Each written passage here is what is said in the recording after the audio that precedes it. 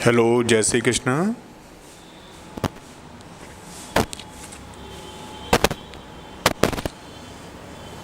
चलिए जी,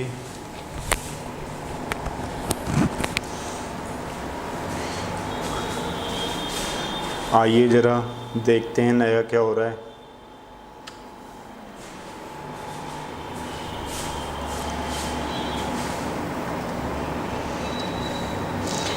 देखो भाई, पहले कुछ क्वेश्चंस करते हैं। क्वेश्चन से शुरुआत करते हैं, ठीक है। तो फर्स्ट क्वेश्चन है हमारे पास,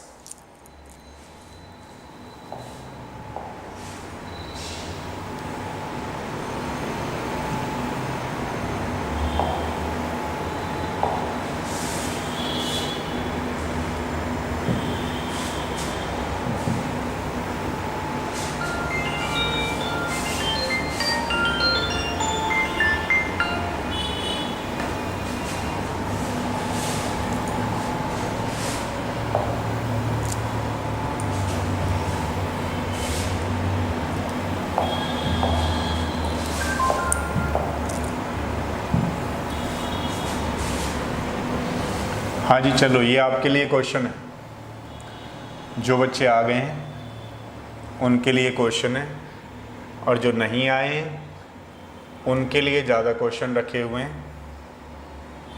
चलो बताओ, इस फर्स्ट क्वेश्चन का आंसर क्या होगा।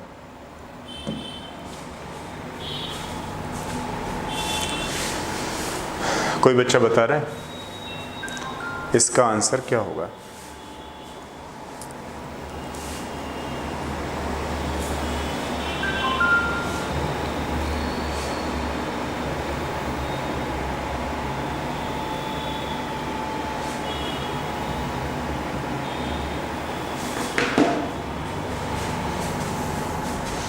हाँ जी, कौन बच्चा बता रहा है इसका आंसर क्या होगा? देखो, अमंग द एलिमेंट्स जिंक है, गैलियम है। चलो भाई बताओ।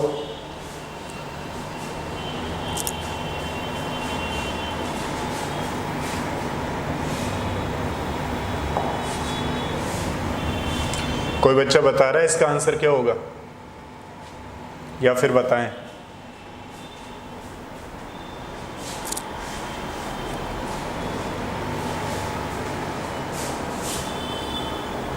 देखो, मान लो अगर ये क्वेश्चन आ गया, among the elements zinc, gallium, germanium, arsenic, one with lowest first ionization energy is.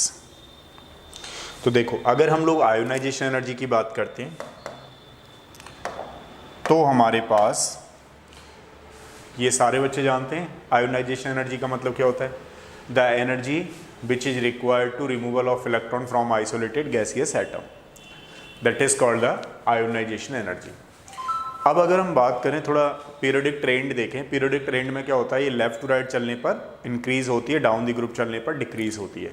अगर हम आयोनाइजेशन एनर्जी की बात करें from left to right in the period, it increases while down the group decreases. But इसमें कई factors होते हैं, आप लोग ऑलरेडी जानते हो, जैसे कि इलेक्ट्रॉनिक कॉन्फ़िगरेशन हो गया है ना। अगर मान लीजिए स्टेबल इलेक्ट्रॉनिक कॉन्फ़िगरेशन आ जाता है तो वहाँ हमें ज़्यादा लेना पड़ता है, और इस तरीके से होता है, ठीक है। और कई सारे प्रिंसिपल क्वांटम नंबर फैक्टर होता है, जिसकी प्रिंसिपल क्वांटम नंबर बड़ी होती है, उसमें से इजीली इलेक्ट्रॉन रिमूवल हो जाते हैं, ठीक है। तो कोई बच्चा बता रहा है आंसर? हाँ साक्षी, गुड इवनिंग एवरीबॉडी। हाँ जी, गैलियम, देखो देखते हैं एक बार, शायद शायद शायद सही हो, है ना, सही होना भी चाहिए। तो देखो, इसमें क्या करेंगे हम लोग, आर्सेनिक कहाँ का एलिमेंट है, ग्रुप 15 का है ना। न्यूजीलैंड, पाकिस्तान, ऑस्ट्रेलिया, सब के ये वाला है, ठीक है। यहाँ से लिया गया है आर्सेनिक। गैलियम थोड़ा इधर देख लेते हैं, 14 का है ना इधर, गैलियम 13 का है। बैंगन, आलू, गोभी, इंथैला, ये यहाँ से लिया गया है, ये यहाँ से लिया गया है। जिंक इससे भी पहले आ जाएगा, जिंक, कैडमियम, मरकरी। ठीक है, तो ये जिंक जो है वो यहाँ आ गया। अब देखिए क्या है, जर्मेनियम, ये है Ge। तो Ge कौन सा होगा बताओ?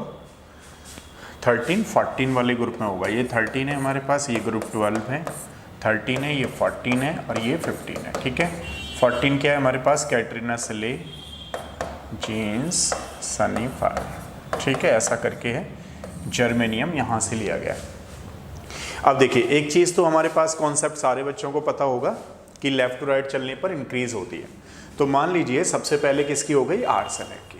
ठीक है, अब यहाँ पे थोड़ा सा देख लेते हैं, जर्मेनियम की हो गई है ना, क्योंकि इसका कॉन्फ़िगरेशन क्या है? इसका कॉन्फ़िगरेशन 3s1 हो गया, ये 4s1 हो गया।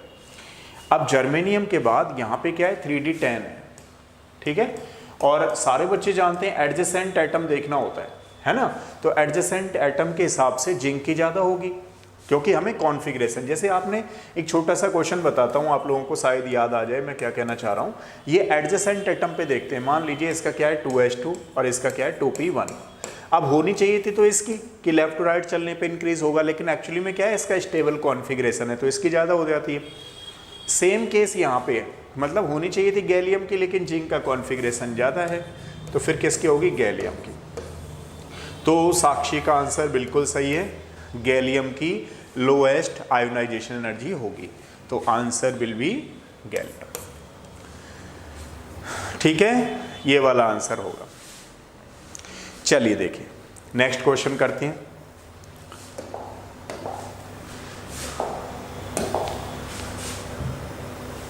सेकंड वाला, देखिए इस चीज को मैं बताने वाला हूं, मतलब सिलिकॉन की केमिस्ट्री में भी हो सकता है आज आ जाए, मे भी हो सकता है कल पूरी डिटेल में आ जाए। इस पे क्वेश्चन आता है और बहुत बार बच्चे नहीं कर पाते है ना, बहुत बार अच्छा क्वेश्चन आता है फिर भी क्योंकि मालूम नहीं रहता कई बार बच्चों को, तो ऐसा ही होता है। फिलहाल कौन बच्चा बता रहा है इसका आंसर?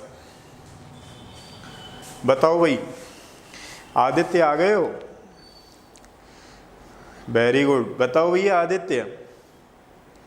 और भी बच्चे हैं, अपने हिसाब से करते रहो, आप लोग थोड़ा बताते रहो, बच्चे गायब हो जाते हैं।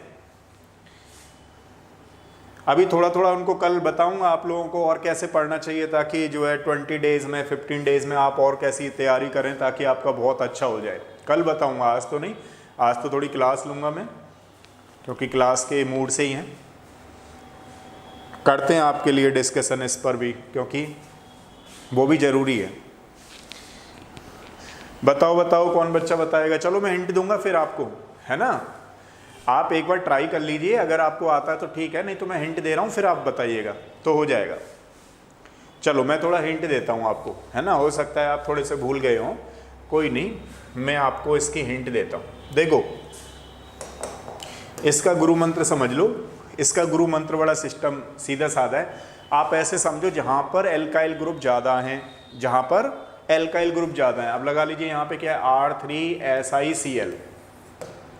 पढ़ेंगे जब पढ़ेंगे, फिलहाल आप ऐसे समझो, इसकी करेंगे हम लोग केमिस्ट्री भी, डिटेल में भी आएगी, लेकिन जहाँ पर एल्काइल ग्रुप ज़्यादा हैं वहाँ पे बनेगा डाइमर। क्या बनेगा वहाँ पर? डाइमर।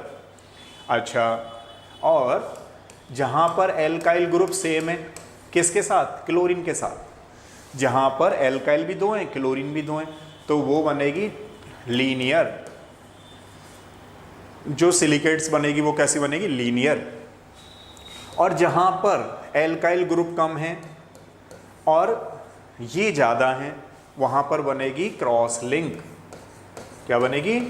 Cross link. इसको नोट कर लो आप लोग, पेन पेंसिल रखा करो पास में, नोट कर लो सारे बच्चे इसको,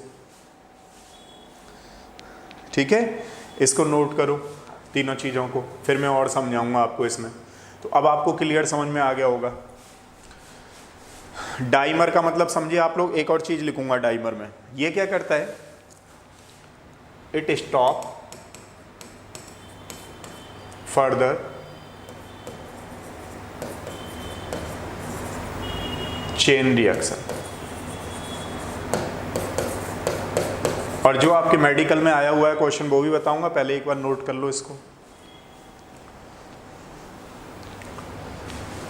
आदित्य का बिल्कुल सही है, क्या कह रहा है? क्रॉस लिंक हाइड्रोलिसिस करने पे, तो क्रॉस लिंक कौन सा बनाएगा? बी ऑप्शन ही है, बिल्कुल सही जा रहे हो। तो हमारे पास हो गया बी। ठीक है, देखो ये तो कुछ बना ही नहीं रहा, इससे तो कोई मतलब नहीं है। अब यहाँ पे 1 मिनट दे लो आप, अगर यहाँ 1 मिनट दे ली तो आपको एग्जाम तक याद रहेगा सारी चीज़ें। अभी हमने जल्दी जल्दी कर लिया तो थोड़ा प्रैक्टिस कर लेते हैं। देखो ध्यान दो, ये क्या है? क्रॉस लिंक, उससे मैच कराओ। ये क्या है? यहाँ पे एल्काइल ग्रुप और ये क्लोराइड ग्रुप दोनों सेम आते हैं तो लीनियर। ठीक है, ये क्या है? यहाँ पे जहाँ पे एल्काइल ग्रुप ज़्यादा आते हैं तो उसको बोलते हैं डाइमर। अच्छा, इसमें मेडिकल में क्या क्वेश्चन आया हुआ है मालूम है?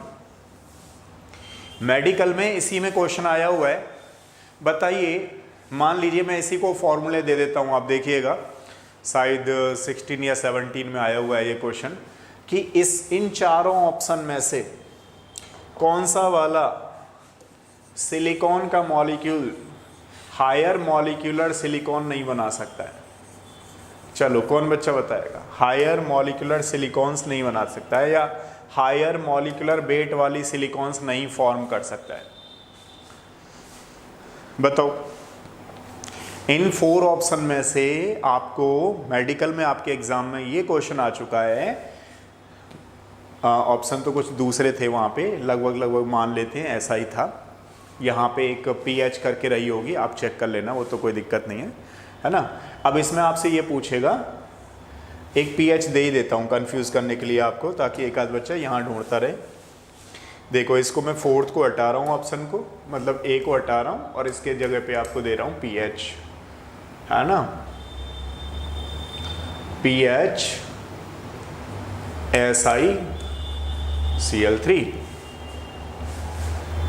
अब आपको ये बताना है हायर मॉलिक्यूलर वेट वाला सिलिकॉन्स इसमें से कौन सा नहीं बना सकता है। कौन बच्चा बताएगा?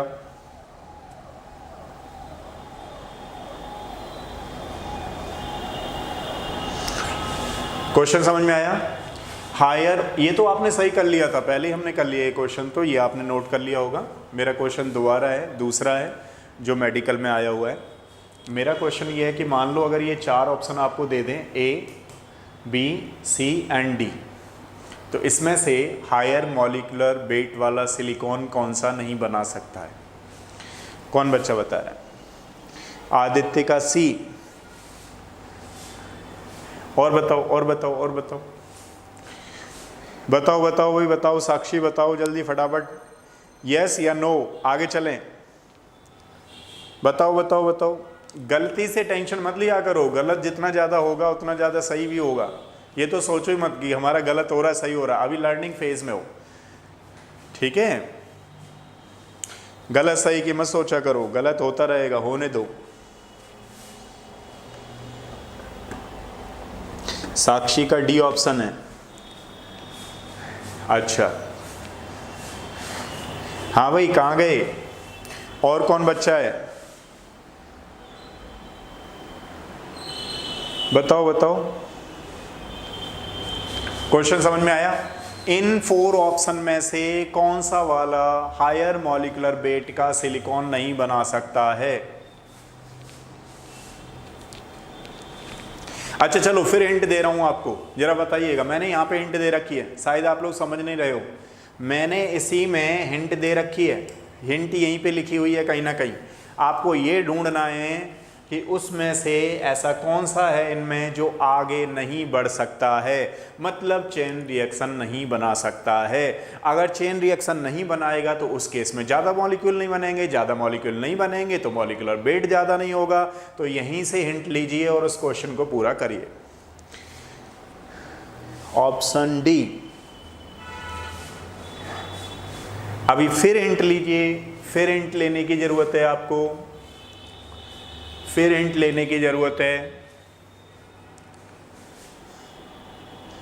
इसमें कहीं कंफ्यूजन चल रहा है, इसको हटा देता हूं ताकि आपको कंफ्यूजन ना लगे। वैसे इसका आंसर ये नहीं है जो मैं मिटा रहा हूं, लेकिन फिर भी मैं इसको ही मिटा देता हूं। मान लीजिए यही आ जाए तो भी हिंट ही दे रहा हूं, मैं आपसे क्वेश्चन करवाऊंगा इसी को। मेरा क्वेश्चन ये है कि इन चारों ऑप्शन में से कौन सा वाला हायर मॉलिक्यूलर वेट वाला सिलिकॉन नहीं फॉर्म कर सकता है। हिंट आपके सामने लिखी हुई है यहाँ पे। हिंट क्या है वो समझो, ध्यान रखिएगा सारे बच्चे। जो डाइमर बनाता है, डाइमर, वो केवल 2 ही मॉलिक्यूल बन सकते हैं, तीसरा बनेगा ही नहीं, मतलब वो तो बंद हो गया, क्लोज हो गया। हम डिटेल में इसको कल करने वाले हैं, एक्चुअल में बताएं तो। क्योंकि ये डाइमर बनाया, डाइमर का मतलब समझ रहे हो आप लोग, 2 मॉलिक्यूल्स का फॉर्मेशन किया, लेकिन इसने तो लीनियर बनाया, बहुत बड़े मॉलिक्यूल्स बनते रहेंगे। इसने तो क्रॉस लिंक बनाया, तो बहुत बड़े मॉलिक्यूल्स बनते रहेंगे। तो डाइमर का मतलब क्या हुआ कि केवल 2 मॉलिक्यूल्स बनेंगे, और जब 2 मॉलिक्यूल्स बनेंगे तो उसका मॉलिक्यूलर वेट कैसा होगा, कम। हायर मॉलिक्यूलर वेट कंपाउंड नहीं बना सकता है। अब इसमें आप ढूंढ लो कौन सा वाला डाइमर है, कौन सा वाला डाइमर है। तो जनरली ये सही था, शायद आदित्य का भी सही था और साक्षी का भी सही था, तो डी ऑप्शन होगा। क्यों? क्योंकि ये क्या बनाएगा, डाइमर, और डाइमर का मतलब कितना है, 2 कंपाउंड का बनना। साक्षी ने फिर चेंज कर दिया, नहीं साक्षी एक ही रखा करो, कोई दिक्कत नहीं। मैंने अभी आपको बताया, गलत सही में नहीं सोचना है आपको, खुद से देखो। जहाँ पे दोबारा से समझा रहा हूँ, इसको दिमाग में बिठा लो पूरा। दिमाग में क्या बिठाना है, इसको भले ही अब मत देखो, अब दिमाग में बिठाओ थोड़ा 1 मिनट के लिए। जहाँ पर सारे बच्चों को बोल रहा हूँ, एल्काइल ग्रुप ज़्यादा है, एल्काइल ग्रुप ज़्यादा है, डाइमर बनेगा। एल्काइल ग्रुप, क्लोरीन ग्रुप दोनों सेम है, लीनियर बनेगा। क्लोरीन ज़्यादा है, क्रॉस लिंक बनेगा।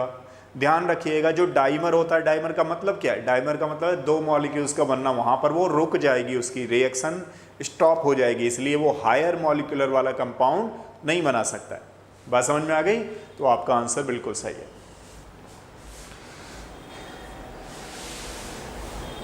अच्छा, नहीं भाई, ये ईमानदारी वाले लोग कम ही मिलते हैं आदित्य, और मुझे मालूम है तुमने ईमानदारी से करते करते इतनी चीज़ों को मैनेज कर लिया। मैं तो खुद सरप्राइज होता हूँ कि हाँ भाई, अब आदित्य जो है तैयार है, मतलब सबसे जो है करने के लिए, केमिस्ट्री, फिजिक्स और बायो से लड़ने के लिए तैयार है अब। ऐसे तैयारी को और बढ़ाओ थोड़ा सा, और इसको करते रहो, है ना, क्योंकि मुझे तो मालूम है आपने जहाँ से, जिस लेवल से शुरू किया है चीज़ों को, काफ़ी मैनेज कर गए हो, और बहुत ही अच्छा लग रहा है मुझे तो कि भाई कम से कम आंसर दे रहे हो और चीज़ों को सोच रहे हो, है ना। ये छोटी मोटी गलतियाँ चलती रहती हैं, वो गलती करोगे तभी समझ में आएगा। और आपकी क्लास के बच्चे भी जानते होंगे कि भाई आदित्य ने कितनी मेहनत की है, ताकि आदित्य जो है चीज़ों को कर रहा है, तो इसमें तो कोई दिक्कत ही नहीं है। अब फिलहाल बताओ इसका आंसर क्या होगा। मैं शुरू करूँगा पी ब्लॉक एलिमेंट। मैंने कहा 2-3 क्वेश्चन कराने जरूरी हैं, क्योंकि आप लोग, हम लोग थ्योरी तो पढ़ते जा रहे हैं, न्यूमेरिकल्स भी होने चाहिए। चलो आ जाओ जल्दी, फटाफट बोलो इसका आंसर क्या होगा। हाँ जी, एंथैल्पी ऑफ हाइड्रेशन, मतलब हाइड्रेशन एनर्जी। बताओ बताओ। Important question.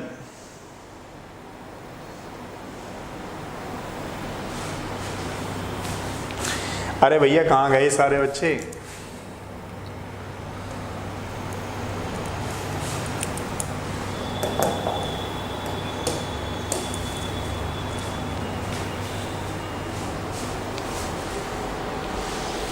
इलेवन बजे नहीं 11 o'clock क्लास होगी आदित्य। एक्चुअली में आज क्या हुआ था कि इंटरनेट ही गायब हो गया उस समय, फिर कुछ देर बाद लाइट गायब हो गई। अब कई बार बच्चों को लगता होगा कि ऐसा करते हैं, नहीं मैंने जो बोल रखा है वो करेंगे पूरा। 11 o'clock से फिर शुरू करेंगे क्लास को, और थोड़ा कल मैं शाम को आपको ये भी बताऊंगा कि किस तरीके से आप लोग थोड़ा और स्टडी करो ताकि चीज़ों को मैनेज कर पाओ, है ना। वो भी चीज़ों मेरी जिम्मेदारी है, उसको भी करेंगे। ये थोड़ा आज नेट की प्रॉब्लम थी, तो कभी कभार चला जाता है, आपको मालूम ही लक्ष्मीनगर में कई बार लाइट भी प्रॉब्लम आ जाती है। चलो बताओ, फिलहाल इसको बताओ क्या आंसर होगा इसका। देखो भैया अभी तक आंसर नहीं आया है, पेन पेंसिल लेके बैठा करो, जल्दी से बताया करो। चलो हिंट दे दूं, हिंट दे देता हूं। जिसका साइज छोटा उसकी हाइड्रेशन एनर्जी ज़्यादा, ये हिंट है। अब जल्दी बताओ, जिसका साइज छोटा, अच्छा जिंक की, फिर मैग्नीज की, फिर कैल्शियम की। हाँ देखते हैं बिल्कुल साक्षी हो सकता है बिल्कुल सही हो। यानी कि ऑप्शन बताओ, इसमें से ऑप्शन कौन सा है आपका? Zinc, manganese, calcium. अच्छा थर्ड है ना, सी। आपके हिसाब से सी है ना आंसर। चलो तो देखो, जिसका साइज स्मॉल होगा। जैसे मान लो यहाँ पे क्या पड़ता है, कैल्शियम, ठीक है।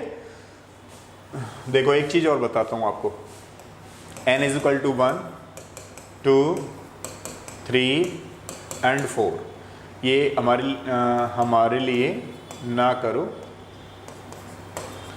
रब से फरियाद, ठीक है, ये है। अब यहाँ पे अगर हम लोग बात करें, बेटा मांगे कन्या सुंदर, ठीक है, ये वाली बात समझ रहे, ऐसा करके मतलब कैल्शियम से नेक्स्ट वाले जो होंगे यहाँ से डी ब्लॉक एलिमेंट शुरू हो जाता है, और इधर मैग्नीज होता है और इधर जिंक होता है, ठीक है। अब यहाँ पे +2 की ऑक्सीडेशन स्टेट है। चलो इतनी हिंट दे दी, अब आपको सारे बच्चों का आंसर आ जाना चाहिए। डी है आपका आंसर, अच्छा हाँ, तो बताओ, बिल्कुल सही है, हाँ डी आंसर होगा। तो कौन सा वाला आंसर होगा, डी। अब जिस बच्चे को समझ में नहीं आया दोबारा से समझो। भाई साइज का क्या होता है, आप लोग जानते हो ना, लेफ्ट टू राइट चलने पे क्या होता है, डिक्रीज करता है। तो सबसे बड़ा साइज किसका है, सबसे ज़्यादा साइज किसका है, कैल्शियम का है। और जिंक का साइज क्या है, सबसे छोटा है।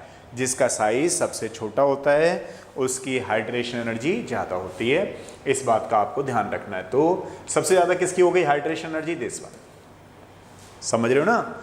मान लो इसी क्वेश्चन में मैं किसी बच्चे से पूछूं, सेम क्वेश्चन है, बस यहाँ से एंथैल्पी ऑफ हाइड्रेशन हटा रहा हूँ और यहाँ पे लगा रहा हूँ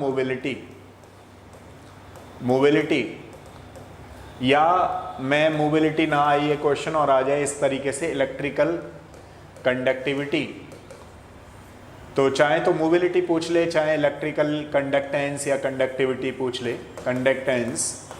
तो बताओ इसका फिर आंसर क्या होगा आपके हिसाब से। सेम क्वेश्चन है, मतलब सेम ऑप्शन है, क्वेश्चन चेंज हो गया है, मोबिलिटी एंड इलेक्ट्रिकल कंडक्टिविटी पूछ रहे हैं। कौन बच्चा बताएगा इसका आंसर क्या होगा। हाँ जी बताओ।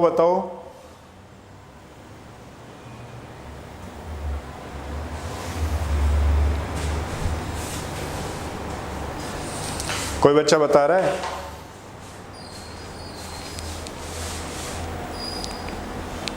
हाँ भाई बताया करो, आप तो डर लगता रहता है आपको, अच्छा मेरा आंसर गलत ना हो जाए। अरे टेंशन उतनी मत लो, हम भी पहले सोचते थे कि जो क्या बोलते पढ़ाएं ना पढ़ाएं, ऑनलाइन पढ़ाएं ना पढ़ाएं, अब छोड़ दिया है हमने ऐसा करना, क्योंकि जिस स्टाइल से पढ़ाते हैं उसी स्टाइल से पढ़ाएंगे ऑनलाइन, समझ रहे हो। जिस स्टाइल से ऑफलाइन पढ़ाते हैं उसी स्टाइल से ऑनलाइन चलेगा। तो बी होगा, बी का मतलब उल्टा हो जाना है इसका, ठीक है। क्यों, क्योंकि जिसकी हाइड्रेशन एनर्जी बहुत ज़्यादा होगी उसका जो मोबिलिटी है वो कम होगी, ठीक है। आप समझ रहे हो ना। जैसे मान लो मैं किसी बच्चे से ऐसा करके पूछ लूँ कि इसमें इसी वाले क्वेश्चन में मोबिलिटी सबसे ज़्यादा किसकी होगी, या इलेक्ट्रिकल कंडक्टेंस किसका होगा, तो जानते ही हो ना आप लोग सारे बच्चे, कौन सा होगा बताओ। इस क्वेश्चन में जिसका साइज बड़ा होगा उसका इलेक्ट्रिकल कंडक्टेंस ज़्यादा होगा, मोबिलिटी भी ज़्यादा होगी। क्यों, ऐसा क्यों होगा, क्योंकि इसकी हाइड्रेशन एनर्जी ज़्यादा है। अब मान लीजिए अगर ये इस तरीके से है तो फिर इसका रिवर्स हो जाएगा, है ना। तो शायद रिवर्स में कोई ऑप्शन मिल नहीं रहा हमें, बिल्कुल ये बात भी सही कह रहे हो। लेकिन फ़िलहाल के लिए बात तो समझ में आ गई ना आपको क्या कहना चाह रहे हैं। नहीं आदित्य, इसमें ऐसा कोई है नहीं है, क्योंकि इसका साइज बड़ा है ना, तो इलेक्ट्रिकल कंडक्टिविटी मैं इसमें बता देता हूँ ऑप्शन के हिसाब से क्या होना चाहिए, इस तरीके से। क्यों, क्योंकि इसकी हाइड्रेशन एनर्जी आप जानते हो इसकी ज़्यादा है, तो ये वाला होना चाहिए किसका, मोबिलिटी का और इलेक्ट्रिकल कंडक्टेंस का। तो फिर दोबारा से समझो, जिसका साइज छोटा होगा उसकी हाइड्रेशन एनर्जी ज़्यादा होगी।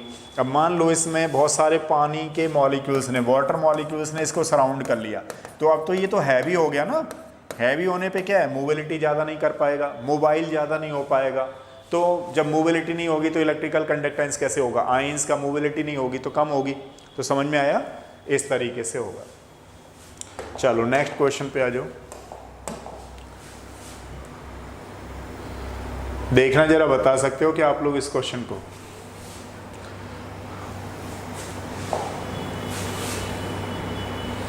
दिख रहा है क्या? पहले एक देखना आप लोग।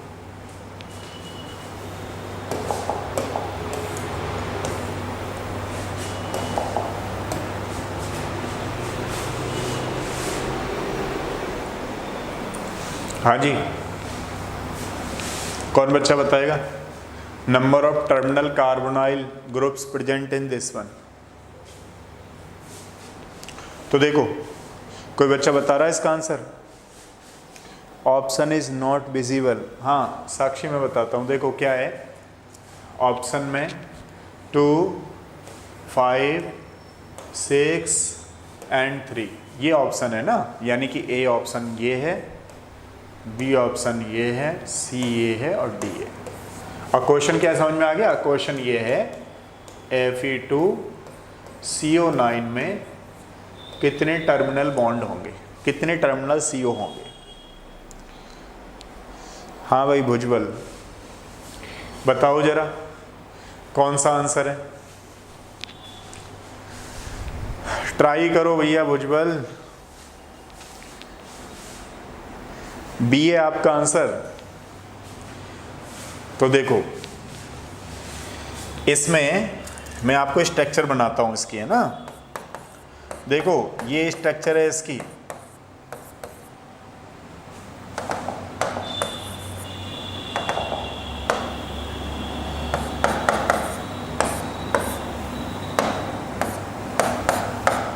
चलो भाई बताओ टर्मिनल कितने, ब्रिजिंग कितने, ये इसकी स्ट्रक्चर है।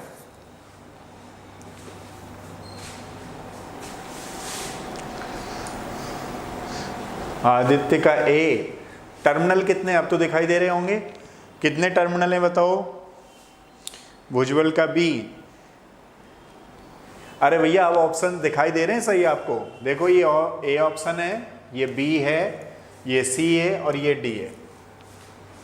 और क्वेश्चन है कि इसमें कितने टर्मिनल CO कार्बोनाइल ग्रुप होंगे इस वाले में। तो ऑप्शन कौन सा आ जाएगा? सी। आदित्य भैया सी आएगा। क्यों? क्योंकि कितने हो गए टर्मिनल, ये देखो ना 1 2 3 4 5 6, ब्रिजिंग कितने हो गए 3, टर्मिनल कितने हो गए 6। स्ट्रक्चर का ध्यान रखना, बहुत ही इंपॉर्टेंट क्वेश्चन है। इस पे आया था लास्ट ईयर आपके एग्जाम में कि इसमें कौन सा कार्बोनाइल सिस्टम है। तो ये मोनो कार्बोनाइल सिस्टम है। मोनो का मतलब क्या होता है? जिसमें नंबर ऑफ मेटल 1 होता है उसको मोनो कार्बोनाइल बोलते हैं। मान लीजिए अब ये आ गया, ये दोबारा से आपके एग्जाम में आ जाए तो इसको क्या बोलेंगे? जब मेटल का नंबर 2 होता है तो उसको बाई न्यूक्लियर सिस्टम या फिर डाई न्यूक्लियर सिस्टम के नाम से जानते हैं, ध्यान रखना, ठीक है। कोऑर्डिनेशन कंपाउंड में सारे बच्चे इसको जानते हैं। चलो नेक्स्ट क्वेश्चन पूछता हूं। थ्योरी पे आने वाले हैं अभी 4 क्वेश्चन, 5 क्वेश्चन तो आपको कराए ही करेंगे, जिससे थोड़ा सा देखो बहुत ही अच्छा क्वेश्चन ये हमने अभी किया है। देखते हैं आप लोगों को कर पा रहे हो नहीं कर पा रहे हो। एक आध बच्चे को याद है या भूल गए? देखो 5th वाला क्वेश्चन, सारे क्वेश्चन इंपॉर्टेंट हैं नीट और जेई के लिए। बताओ कौन बच्चा बताएगा? बताओ भैया आंसर क्या होगा इसका?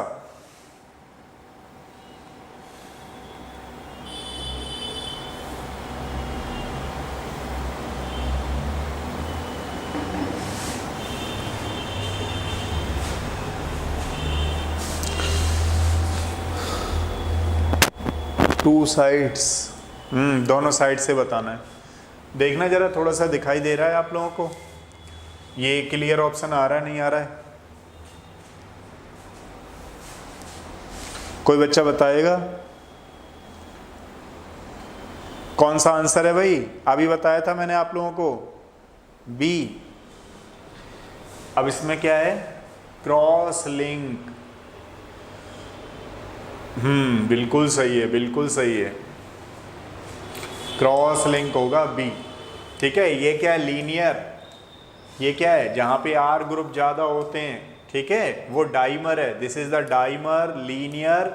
और एक ये अपने पास क्या क्रॉस लिंक, वो तो वैसे ही लिख देता है फिर, ठीक है। और बी आंसर सही है। तो सारे बच्चों का अब ऑलमोस्ट सही है।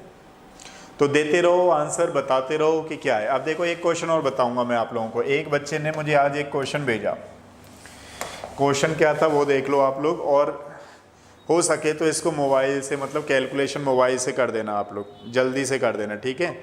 और ताकि मैं थोड़ा सा उस बच्चे को भी फर्दर भेज दूं। वैसे तो मैंने भेजा हुआ है सॉल्व करके, लेकिन फिर भी मैं दोबारा से भेज दूं इसकी वीडियो की लिंक। और सेकंड केस ये है कि आपको भी कुछ नया मालूम पड़ जाए। तो देखो एक क्वेश्चन मैं आपको दे रहा हूँ। हाँ, क्वेश्चन ये है, the compound of magnesium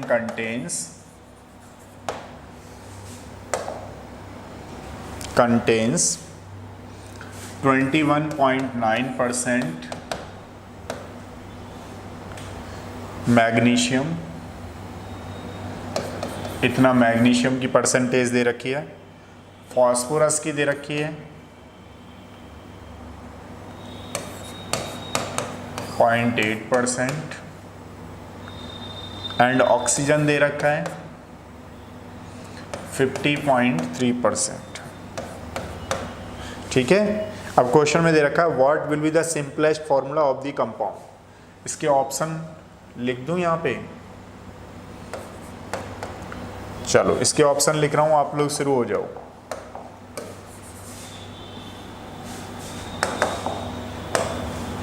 first option ये है हमारे पास Mg2P2O7, दूसरा है MgPO3, तीसरा है Mg2P2O2, फोर्थ वाला है MgP2O4।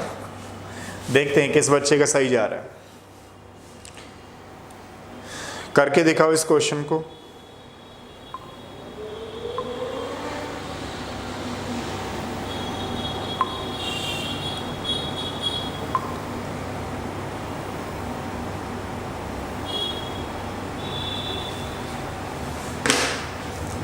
इसमें थोड़ा सा कुछ नया है। हाँ, इसका बताना है आपको। बताओ कौन बच्चा बताएगा।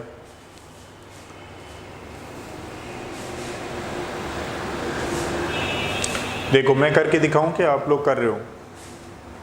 चलो थोड़ा मैं भी शुरू कर देता हूं। इधर मैग्नीशियम की है,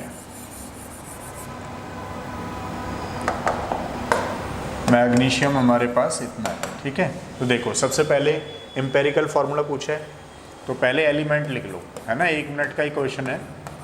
एलिमेंट्स आपने लिख लिए, मैग्नीशियम है, फॉस्फोरस एंड ऑक्सीजन।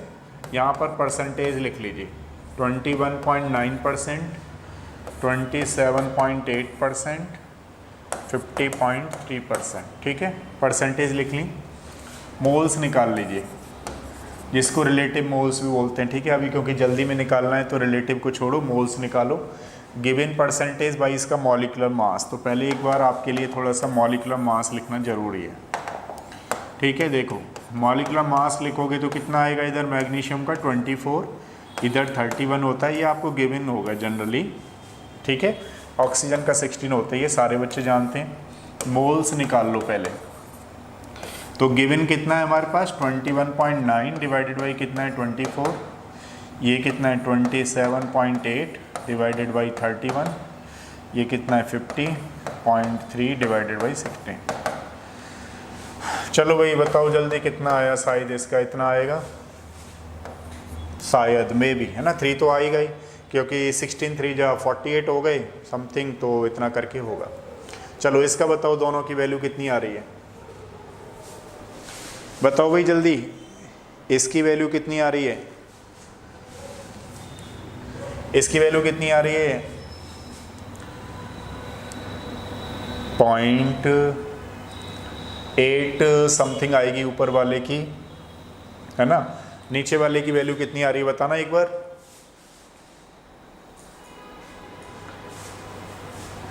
हाँ जी, इसकी वैल्यू कितनी आई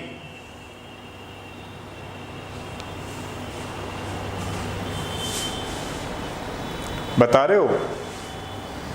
अच्छा 0.91 फर्स्ट की, ठीक है साक्षी, सही है सही है। 0.9125 इसकी है। 0.8 इसकी कितनी है जरा पॉइंट देखना। 0.845 है, कितनी है? सेकंड वाले की कितनी आ रही है अपने पास? 0.896, ठीक है 0.896, ठीक है ये आ गया अब हमारे पास। अब देखो इसमें क्या करेंगे हम लोग, अब इसमें सिंपल रेशियो निकाल लो। सिंपल रेशियो कैसे निकालते हो आप लोग, मालूम है आपको? कि जिसकी परसेंटेज सबसे कम होगी उसको सबसे डिवाइड लगाना है। अब इसमें परसेंटेज इसकी सबसे कम है तो इसको सबसे डिवाइड लगाओ, तो इसको बोलते हैं सिंपल रेशियो। तो सिंपल रेशियो का मतलब क्या हुआ हमारे पास कि 0.9125 डिवाइडेड बाई 0.896, ये तो 1 आ ही जाएगा, नीचे वाला वो भी 1 पॉइंट समथिंग ही आएगा, ये 1 आ गया, ठीक है। इसका एक बार देख लेना कितना ये है, इसकी वैल्यू एक्यूरेट थोड़ी मालूम नहीं है, वैसे ही मैंने बताया है। तो इसको आप करोगे तो नियरली 3.5 आएगा, शायद 3.5 है ना। और इसकी नियरली कितनी आएगी, 1 पॉइंट समथिंग कुछ ऐसा करके आएगा, ठीक है। अब समझ रहे हो मेरी बात? ये सिंपल रेशियो में कितना निकल के आ गया? सिंपल रेशियो में हमारे पास निकल करके आ गया 1.10 लगभग, इतना ही आएगा। और इसका तो 1 आ ही गया, ठीक है। इसका आया 3.5। अब उस बच्चे ने क्या गलती की होगी, अब आपको समझ में आ गया होगा। एक्चुअली में यहाँ पे 3.5 बच्चा सोच रहा होगा कि यहाँ तो कोई आ ही नहीं रहा। ये गलती आपको नहीं करनी है, सारे बच्चे जानते हैं इसको होल नंबर में कन्वर्ट करना है, ठीक है। होल नंबर का मतलब क्या है, इसको सबसे 2 से मल्टीप्लाई कर दो, इसको भी 2, तो वही तो सिंपलेस्ट रेशियो निकल के आएगा, जिसको आप लोग एम्पेरिकल फार्मूला बोलते हो। 2 से मल्टीप्लाई कर दो, इसको भी इसको भी इसको भी, तो ये 7 हो गया, ये 7 हो गया, ये 2 हो गया और ये भी 2 हो गया ना। तो mg की वैल्यू कितनी है, mg2 p2O7, तो साक्षी का सही चला गया, मतलब फर्स्ट वाला आंसर होगा। जाने की मतलब नहीं है, मतलब यही है कि थोड़ा आप कैलकुलेट करोगे तो आंसर आ जाएगा। अब देखो थोड़ा क्वेश्चन करा दिए तो बच्चे गायब होने लगे, कोई नहीं, ये थे हमारे पास क्वेश्चन। अब करते हैं पी ब्लॉक एलिमेंट्स। चलिए देखिए, कल हम लोग चल रहे थे ग्रुप 14 में। ग्रुप 14 में हमने कार्बन मोनोऑक्साइड कर ली थी और कार्बन के एलोट्रॉप्स भी कर लिए थे, ठीक है, ग्रेफाइट, डायमंड एंड फुलरेंस, और कार्बन मोनोऑक्साइड कर ही ली थी, कलरलेस, अडरलेस, पॉइजनस वगैरह वगैरह। आज करते हैं हम CO2। तो जनरल प्रिपरेशन मेथड, देखिए जनरल प्रिपरेशन मेथड क्या होता है, C+O2 is equal to CO2, हम ऐसे बना सकते हैं इसको। दूसरी वाली प्रिपरेशन मेथड क्या है, कंबंशन ऑफ हाइड्रोकार्बन। हाइड्रोकार्बन जानते हैं आप लोग, मतलब compounds of carbon and hydrogen को बोलते हैं हाइड्रोकार्बन। और जब भी कभी हाइड्रोकार्बन का ऑक्सीडेशन होता है, या मान लीजिए इसका कंबंशन बोलते हैं हम लोग, तो क्या बनेगा उसका, CO2 एंड H2O बनेगा। तो इधर जब करेंगे हम लोग तो हमारे पास बना CO2 प्लस H2। अब एक चीज़ आपको देखनी है, यहाँ पे नंबर ऑफ मोल्स चेक करना है। यहाँ पे हाइड्रोजन ऑक्सीजन के मोल्स को छोड़ करके बाकी सबको बैलेंस कर लीजिए। यहाँ पे हाइड्रोजन कितना है, 4 है, जबकि यहाँ 2 है, तो आपने बैलेंस कर लिया 2। अब हाइड्रोजन तो यहाँ हो गया 4, लेकिन ऑक्सीजन में देखिए 2 तो ये रहा, 2 ये रहा, तो हमारे पास ये कर लीजिए। तो इक्वेशन बैलेंस है, तो फर्स्ट वाली कौन सी हो गई, C+O2 गिव्स CO2। सेकंड वाली प्रिपरेशन मेथड क्या हो गई, हाइड्रोकार्बन्स का जब हम कंबंशन कराते हैं तो CO2 एंड H2। एक और चीज़ है, यहाँ पे लिमिटेड लिखा होता तो CO बनता, एक्सेस है तो CO2 बनेगा ही बनेगा। थर्ड वाली प्रिपरेशन मेथड है, लैब मेथड बोल लेते हैं इसको,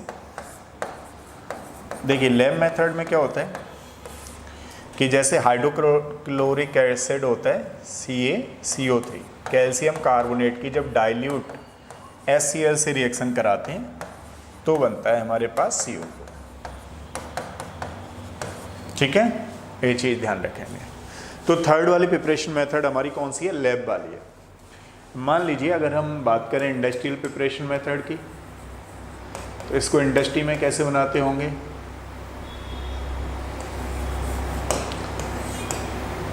ठीक है, इंडस्ट्रियल में लाइम को मतलब कैल्शियम कार्बोनेट को जब हीट करते हैं तो हमारे पास क्या बनता है? CO2। तो these are the preparation method of CO2। ठीक है, फर्स्ट वाली क्या हो गई? C+O2 CO2। हाइड्रोकार्बन्स को जब ऑक्सीडेशन कराएं या कंबंशन बोल सकते हो आप लोग, CO2 बनेगा। अगर मान लीजिए लैब मेथड हमें देखनी है तो लैब मेथड ये बनेगी। इंडस्ट्री में कैसे बनती है? कैल्शियम कार्बोनेट को जब हम लोग हीट करेंगे तो बनेगा हमारे पास CO2। अब बात करते हैं इसकी प्रॉपर्टीज़ की। ठीक है, प्रॉपर्टीज़ में अगर हम लोग देखें प्रॉपर्टीज, तो देखिए it is a colourless,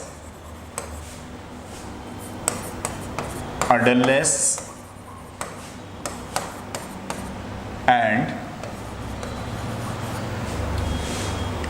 less soluble in water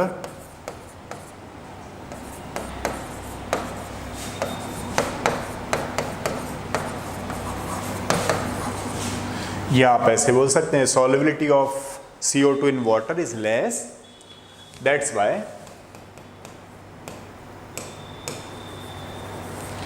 it makes it।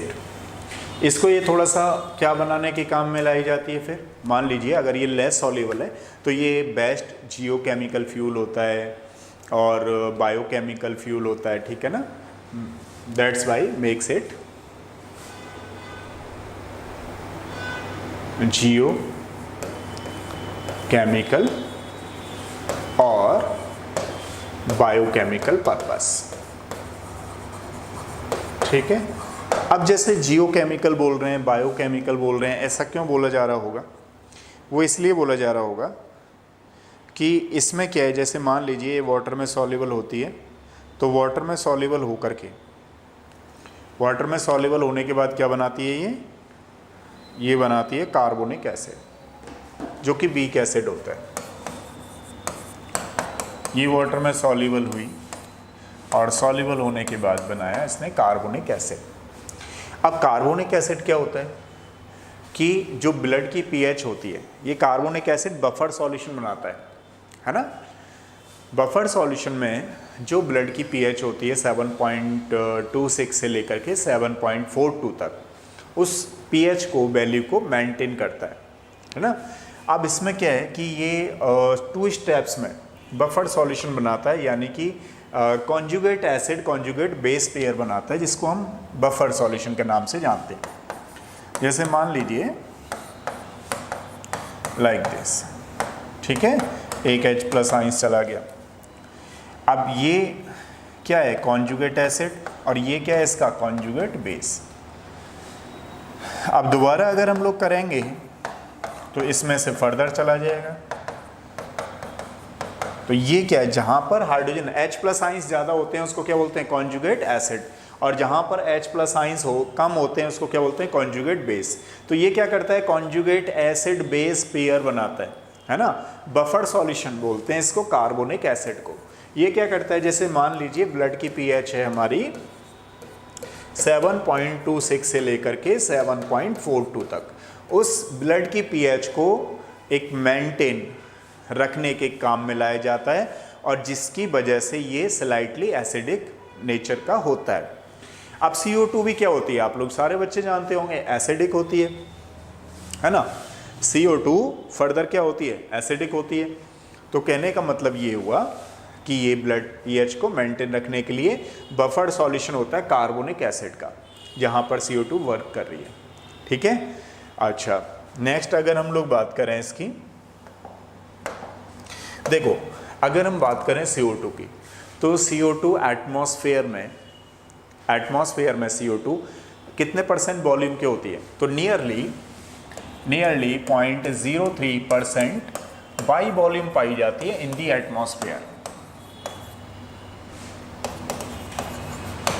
CO2 जो होती है एटमॉस्फेयर में जितनी बार भी गैसेस हैं उसमें 0.03% बाई वॉल्यूम करके पाई जाती है। अब इसको कैसे रिमूव करें? तो उसको रिमूव करने के लिए क्या होता है, एक फोटोसिंथेसिस प्रोसेस होती है जिसको आप लोग ऑलमोस्ट सारे बच्चे जानते हैं। अब ये फोटोसिंथेसिस प्रोसेस क्या होती है? एटमॉस्फेयर में जो CO2 बाई वॉल्यूम इतना % पाया जा रहा है उसको रिमूव करने के लिए ग्रीन प्लांट के थ्रू एक प्रोसेस होती है जिसको हम क्या बोलते हैं, फोटोसिंथेसिस। इस फोटोसिंथेसिस प्रोसेस के थ्रू उस CO2 को एटमॉस्फेयर से रिमूव किया जाता है। तो क्वेश्चन यहाँ पे आता है, भाई फोटोसिंथेसिस क्या होता है? फोटोसिंथेसिस क्या होता है कि जो ग्रीन प्लांट्स होते हैं, ग्रीन प्लांट्स क्लोरोफिल की प्रेजेंस में ग्लूकोज मतलब कार्बोहाइड्रेट्स में उसको कन्वर्ट कर देते हैं। जैसे फॉर एग्जांपल ये हमारे पास फोटोसिंथेसिस वाली प्रोसेस है।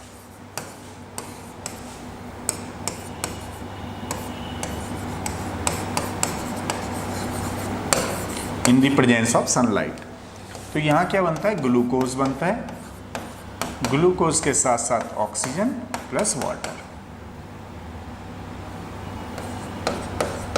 ठीक है, ये प्रोसेस होती है।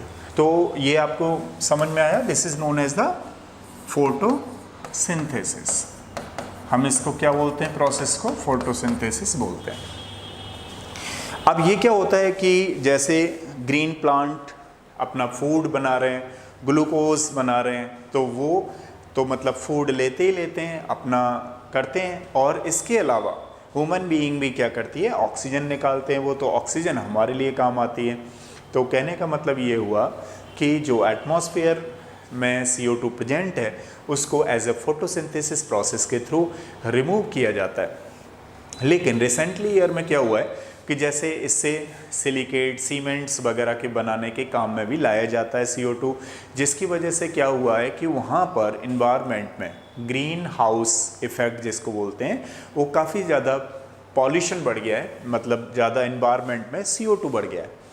और CO2 बढ़ने की वजह से ये क्या है, as a green house effect के लिए भी ये रेस्पॉन्सिबल गैस होती है।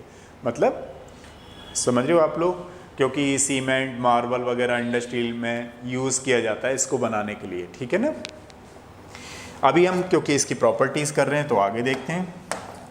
आगे ये है CO2 के बारे में कि जैसे हम कह रहे थे कि भाई CO जो है पॉइजनस है, कार्बन मोनोऑक्साइड कैसा है, पॉइजनस है, जबकि CO2 कैसा होगा, ये पॉइजनस नहीं है, नॉन पॉइजनस इन नेचर होता है CO2। एक और चीज़, मान लीजिए CO2 क्या है, एसिडिक है। कैसे मालूम पड़ा है? किसी बच्चे से मैं पूछूं कि ये एसिडिक है तो कौन सा वाला एसिडिक है, आर्नियस वाला है या लुईस वाला है या BL वाला है, ब्रॉन्स्टेड-लॉरी वाला है? दोबारा से सुनिएगा, मेरा क्वेश्चन क्या है। मेरा क्वेश्चन है कि CO2 is the acidic in nature, किस कॉन्सेप्ट के अकॉर्डिंग? ये आर्नियस के अकॉर्डिंग या लुईस के अकॉर्डिंग या ब्रॉन्स्टेड-लॉरी के अकॉर्डिंग? कोई बच्चा बताएगा? चलो बताओ भाई। CO2 is the acidic in nature, किस कॉन्सेप्ट के according? Arrhenius, Lewis and Bronsted Lowry, किस कॉन्सेप्ट के अकॉर्डिंग ये एसिडिक है? आदित्य का सेकंड, बिल्कुल सही है भाई आदित्य, लुईस के अकॉर्डिंग है। अब कैसे मालूम पड़ेगा भाई लुईस के अकॉर्डिंग है? तो देखो CO2 क्या है कि इधर इसका रेजोनेंस बनेगा, है ना। रेजोनेंस के थ्रू अभी तो यहाँ सिग्मा पाई बॉन्ड काउंट करा देता हूँ, 2 सिग्मा है 2 पाई है। अब इधर सेंट्रल एटम पे मान लीजिए किसी भी, अब क्योंकि इसकी इलेक्ट्रॉन नेगेटिविटी ज़्यादा है तो ये नेगेटिव, यहाँ पॉजिटिव, सेंट्रल एटम पर अगर पॉजिटिव चार्ज क्रिएट हो जाता है उस केस में उसको हम क्या बोलते हैं, इलेक्ट्रॉन डेफिशिएंट। और इलेक्ट्रॉन डेफिशिएंट मतलब लुईस एसिड होगा। तो आदित्य का आंसर बिल्कुल सही है, तो साक्षी का भी सही है। ठीक है, तो इस तरीके से लुईस एसिड होगा। अब थोड़ा और बात करते हैं इसके बारे में। तो जो CO2 है हमारे पास, है ना, एक तो ये लीनियर होता है। अब चलो हाइब्रिडाइजेशन आपसे ही पूछ लेता हूँ, हाइब्रिडाइजेशन कौन सा होता है इसमें? CO2 में हाइब्रिडाइजेशन कौन सा होगा बताओ?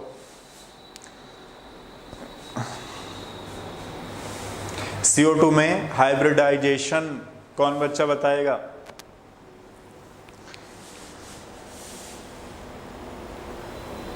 पोल दोनों से, हाँ हाइब्रिडाइजेशन पूछ रहा हूं मैं।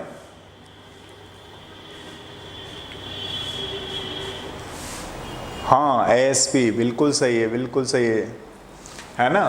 तो कौन सा वाला हाइब्रिडाइजेशन होगा इसमें? ASP होगा। अब जो बच्चे नहीं जानते उनके लिए थोड़ा सा बता देता हूँ एक बार। देखो भाई, क्या है इधर, जैसे भुजबल वगैरह हैं, अब थोड़ा जानते होंगे, फिर भी एक ट्रायल मार देता हूँ। देखो क्या है इधर कि इसका बैलेंस इलेक्ट्रॉन देखो पहले ना, इसका बैलेंस इलेक्ट्रॉन कितना है 4। ये डाइवेलेंट एटम है, इसको जोड़ना नहीं है, डिवाइडेड बाई 2 कर दीजिए। कितना आ गया नंबर में? 2।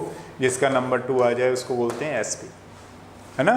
तो लीनियर स्ट्रक्चर होगी, SP हाइब्रिडाइजेशन होगा। एक और चीज़ है, ये हैवियर CO2 क्या होता है कि ये ना तो कंबंशन होती है, ना तो ये ज्वलनशील है, ना ही सपोर्ट करती है कंबंशन होने में, ठीक है।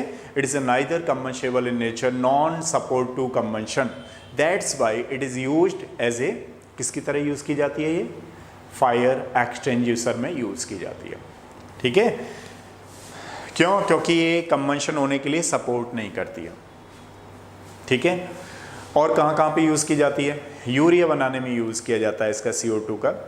और अगर ये CO2 as a dry state में है तो हम इसको क्या बोलेंगे, मतलब सॉलिड स्टेट में अगर हमने CO2 को ले लिया है तो सॉलिड CO2 को हम लोग ड्राई आइस बोलते हैं। Solid CO2 is known as the dry ice, ठीक है। अब ये जो ड्राई आइस है वो रेफ्रिजरेटर में as a ice cream, ice cube बनाने के काम में लाई जाती है, फ्रोजन फूड बनाने के लिए काम में लाई जाती है, तो वो सॉलिड CO2 होता है। अगर लिक्विड CO2 की बात करेंगे तो लिक्विड CO2 क्या है, एक्सपैंड होने के चांसेस उसके ज़्यादा होते हैं। एक्सपैंड का मतलब आप जानते हैं, लिक्विड जो है वो ज़्यादा एक्सपैंड हो जाएगा। अब अगर हम बात करें गैसेस CO2 के बारे में, तो गैसेस CO2 क्या है कि ये बेवरेज, सॉफ्ट ड्रिंक्स वगैरह बनाने में काम में लाया जाता है गैसेस CO2, ठीक है। तो ये सारी चीज़ें हैं। अच्छा, एक और चीज़ है, जैसे मान लीजिए अगर मैं किसी बच्चे से पूछूं कि डाइपोल मोमेंट क्या होगा, CO2 का डाइपोल मोमेंट, कोई बच्चा बताएगा क्या होगा? जितनी बातें CO2 में हैं वो सारी बातें कर लेते हैं, तो CO2 का डाइपोल मोमेंट कौन बच्चा बताएगा? होगा या नहीं होगा? डाइपोल मोमेंट कैसा होगा? बताओ जी, कौन बच्चा बता रहा है? CO2 का डाइपोल मोमेंट होगा या नहीं होगा?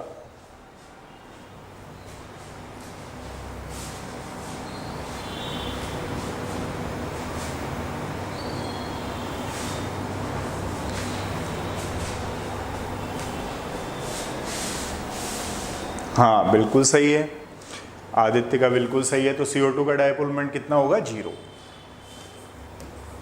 ठीक है।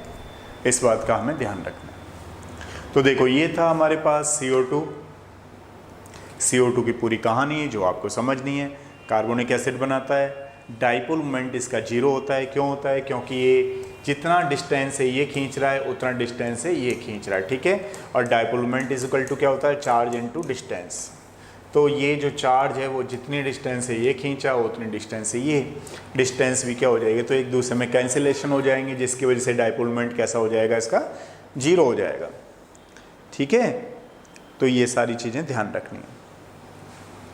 अब देखो, कराने को तो कराते सिलिकॉन, लेकिन आज इतना ही रहने दो, कोई दिक्कत नहीं है। हमने क्वेश्चन भी कर लिए 5-6 और इसके अलावा ये कर लिया। कल कराते हैं इसको, और मे बी कल आपको थोड़ी हिंट भी देंगे, है ना।